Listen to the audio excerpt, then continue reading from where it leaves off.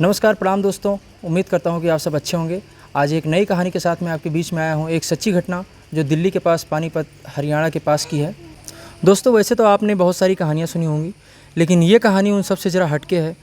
ये एक ऐसे परिवार का है दोस्तों, जहाँ सब कुछ अच्छा चल रहा होता है। उस परिवार में जो एक पत्नी होती है, उसका किसी और से अवैध संबंध हो जाता है और इस वजह से वो अपने पति की हत्या करा देती है।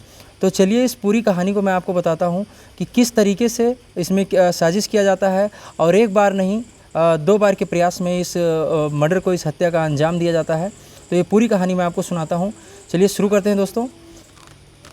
ये कहानी दोस्तों दिल्ली से सटे हुए पानीपत हरियाणा की है। वहाँ पे एक खुशहाल परिवार रहा करता था और खुशहाल परिवार में पति का नाम होता है विनोद और पत्नी का नाम होता है निधि।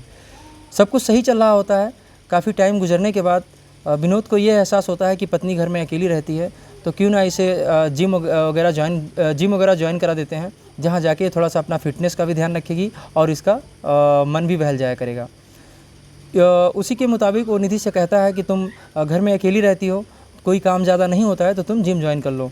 निधि हाँ कर देती है और वहाँ तक सब कुछ सही होता है। लेकिन निधि जब उस जिम में जाती है और वहाँ पे जो उस जिम का ट्रेनर होता है सुमित, उससे जान पहचान होती है और धीरे धीरे करके उसकी नज़दीकियाँ बढ़ती जाती हैं और एक समय ऐसा आता है कि जब दोनों को आपस में प्यार हो जाता है और वो प्यार परवान चढ़ने लगता है। दोस्तों, यहीं से ये कहानी मुड़ती है और काफ़ी दिन गुजर जाते हैं। दोनों लोग फुल मस्ती करते हैं, एक पति पत्नी की तरह रहते हैं, घूमते टहलते हैं, सारी चीज़ें होती हैं। उसके बाद में विनोद को धीरे धीरे करके इस चीज़ की जानकारी हो जाती है, क्योंकि ये एक ऐसी चीज़ है दोस्तों जो कभी छुपती नहीं है। कभी ना कभी किसी न किसी के ज़रिए ये चीज़ खुली जाती है।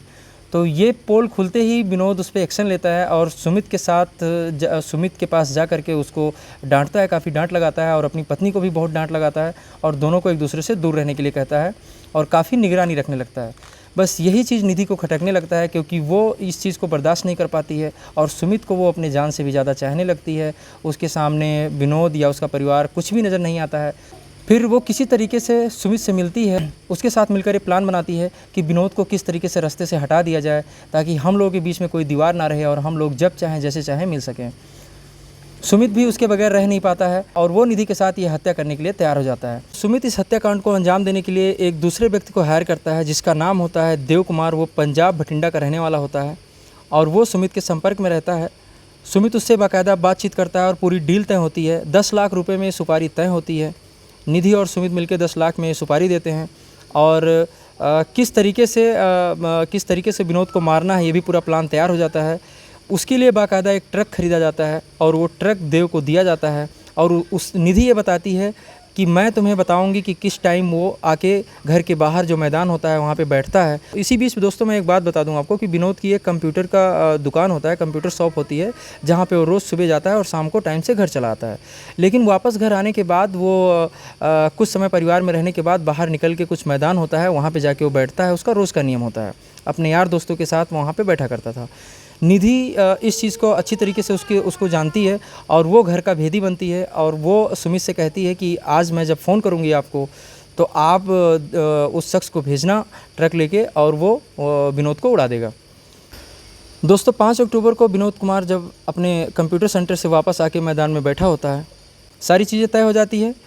निधि फ़ोन करती है। जब विनोद कंप्यूटर सेंटर से वापस आके मैदान में बैठता है, तब निधि तुरंत फ़ोन करती है सुमित को और कहती है कि वो आ चुका है और यही सही मौका है, काम को अंजाम दे दो। सुमित तुरंत देव कुमार को फ़ोन करता है और देव कुमार ट्रक लेके वहाँ पे आता है और वो देखता है कि उसके आसपास कोई नहीं होता है, विनोद अकेला बैठा हुआ होता है और सीधा लाके वो जो है ट्रक सीधा ना जाने के बजाय बल्कि लेफ़्ट में मोड़ के उसको सीधा टक्कर मारता है, जिसमें विनोद बुरी तरीके से घायल हो जाता है। ट्रक ड्राइवर देव को ये लगता है कि वो मर चुका है, लेकिन वो कुदरत का करिश्मा होता है, भगवान का आशीर्वाद होता है कि वो बच जाता है। उसके दोनों पैर टूट जाते हैं, कई जगह हड्डियों में चोट आती है और इस तरीके से चोट लगने के बावजूद भी वो बच जाता है। उसकी कुछ दिनों तक इलाज चलता है और इलाज चलने के बाद में वो सही भी हो जाता है। और ये चीज़ अब निधि को चुभने लगा था कि ये तो बच भी गया, अब तो हमारा जो है मिलना जुलना बिल्कुल मुश्किल हो गया है। अब हम लोग क्या करें। इस बीच में दोस्तों जो लोग उस ट्रक का नंबर वगैरह नोट किए थे बाकायदा जो वीडियो में या सीसीटीवी में वो ट्रक की जो फ़ोटोज़ आई थी, उस आधार पे पुलिस उस ट्रक ड्राइवर देव कुमार तक पहुंचती है और उसको अरेस्ट करती है। और वो इस बात को बताता है कि स्टीयरिंग से मेरा कंट्रोल खो गया था, इस वजह से मुझसे ये घटना हो गई, मैंने जानबूझ के ऐसा नहीं किया है। लेकिन फिर भी पुलिस उसे हिरासत में लेकर जेल भेज देती है। और रोड एक्सीडेंट में दोस्तों ज़्यादा लंबी सज़ा नहीं होती है, इसलिए इन लोगों ने इस तरीके का प्लान बनाया था। कुछ दिन बाद देव कुमार छूट जाता है और निधि लगातार सुमित के संपर्क में रहती है। और उसके बाद में जब एक प्लान फेल होता है तो दूसरा प्लान बहुत गहराई से तैयार होता है। और निधि कहती है कि दोबारा तुम फिर से एक प्रयास करो उसे मारने का, और इस बार उसे ट्रक या किसी और चीज़ से नहीं बल्कि उसको सीधा गोली मार दो। देव कुमार को फिर से मिलते हैं, देव कुमार जमानत से बाहर आ जाता है और देव कुमार के साथ मिलकर ये प्लान होता है कि तुम माफ़ी मांगने के बहाने उसके घर में घुसो और उसके बाद में उसे गोली मार के चले जाओ। इसका जितना भी खर्चा होगा तुम्हारा केस लड़ने का, वो सब हम लोग लड़ेंगे और तुम्हें 10 लाख रुपए मिलेंगे ही मिलेंगे, और उससे भी ज़्यादा रकम तुम्हें मिलेगी। ठीक उस प्लान के आधार पे देव कुमार एक दिन 10 अक्टूबर 2021 को देव कुमार विनोद कुमार के घर में दाखिल होता है। और विनोद कुमार उसे देख के गुस्से से लाल हो जाता है और उसे घर से तुरंत निकल जाने के लिए कहता है।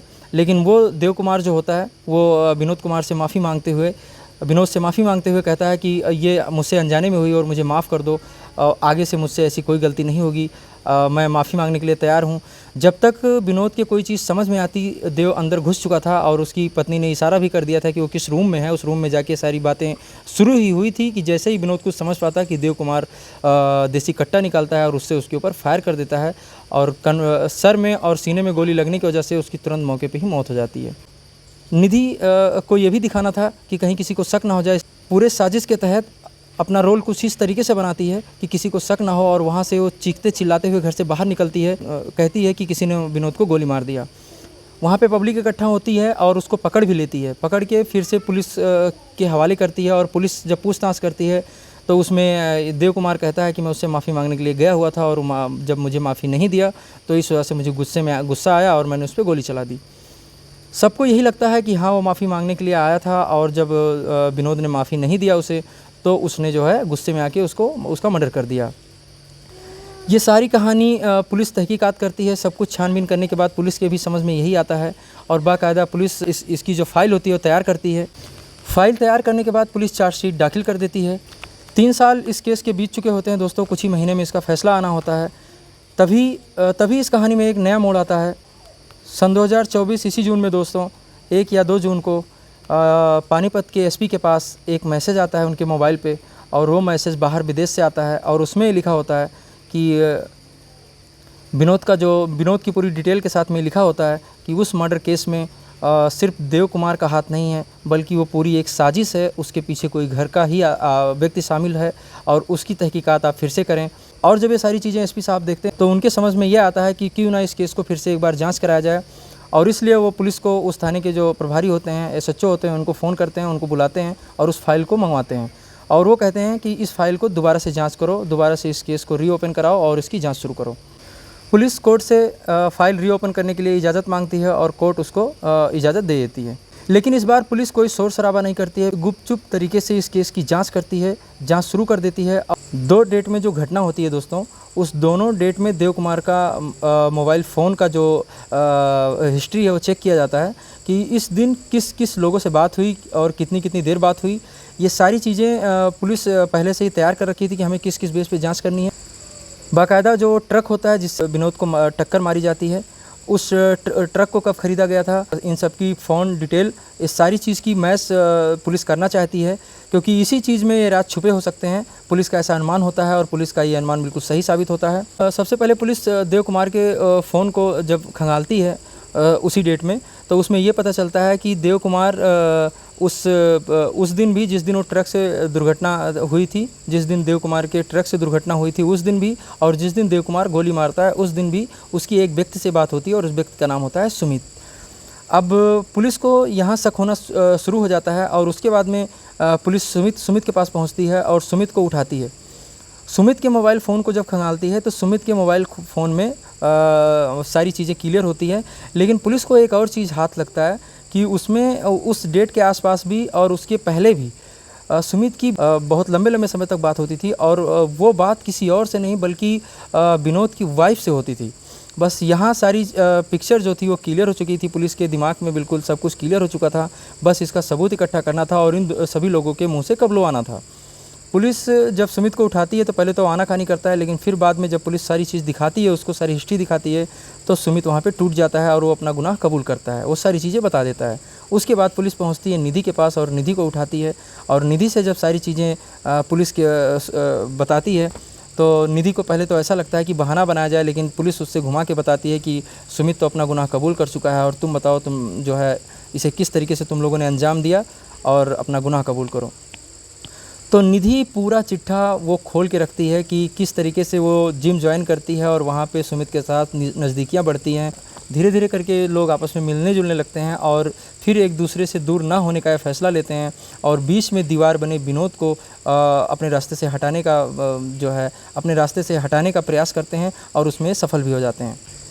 7 जून को पुलिस ने सुमित को उठाया और उसके बाद फिर निधि को उठाया। उन्होंने दोनों ने गुनाह कबूल किया। आप लोगों के दिमाग में दोस्तों एक सवाल होगा यहाँ पे कि कैसे वहाँ पे जो मैसेज भेजने वाला था वो आदमी कौन था और उसको कैसे पता चला कि इसमें कोई और व्यक्ति शामिल है।